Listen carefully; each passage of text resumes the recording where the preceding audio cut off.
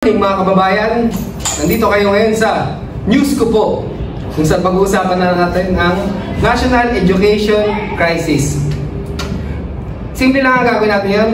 Kasama natin ang mga professionals. Nandito si Mr. Iwel, Mr. Oswald, Mr. Michael, and Mr. Michael Bausa. Itong mga taong to ay galing sa iba't ibang malalaking school dito sa mundo. Anong school ka nga galing, Mr. Michael? Mapua, UST. Mr. Iwel? Asan? Adamson.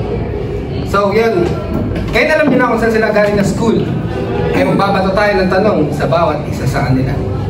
Sisimulan natin kay Mr. Iwel Bon. Mr. Iwel? Thank you po.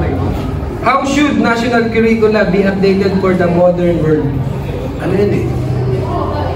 Curricular need to emphasize 21st century skills such as critical thinking, creativity, digital literacy, collaboration, and problem solving.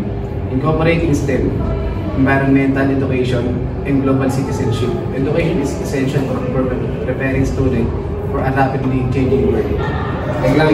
Salamat sa napakagandang sagot, Mr. Iwel. Ang susunod natin tatanungin ay Mr. Michael Bausa.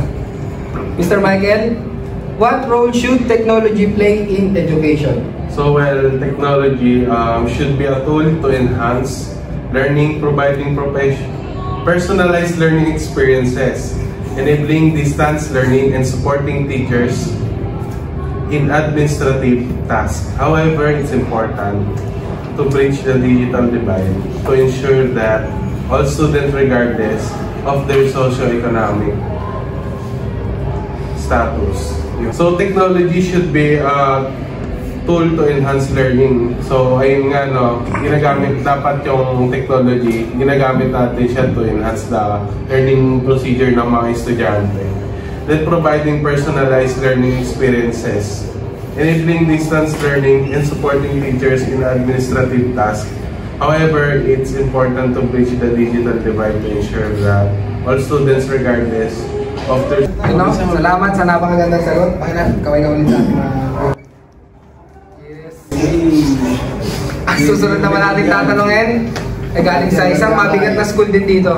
Mr. Oswald. Mr. Oswald? Asan yung tanong? How can we improve students' mental health and well-being in schools?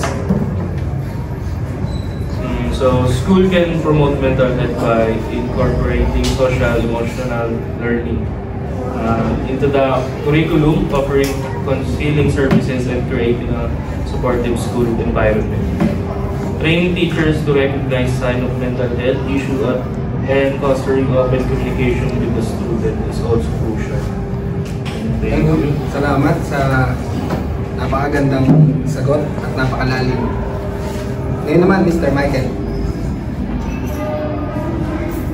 How can schools combat misinformation and foster media literacy? Schools should teach critical thinking and media literacy, helping students discern credible sources from misinformation. This includes analyzing bias, evaluating the reliability of information, and understanding the role of media in society. Yun o. Salamat ulit o. Ngayon naman, meron tayong sasagot galing sa ating mga online professionals.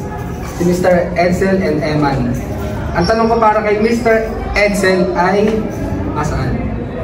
How can we ensure equal access to quality education for all students? Ito ang sagot niya. Thank you for the question.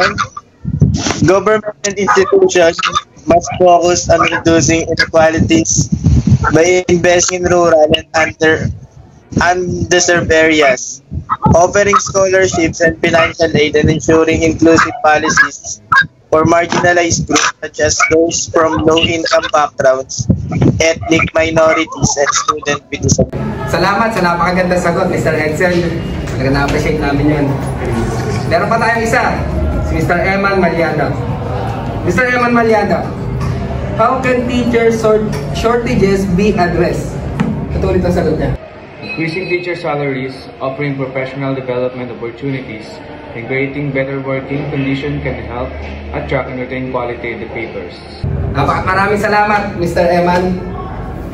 At mga viewers, sa munting oras na nilaan nyo para panoorin ang aming balita.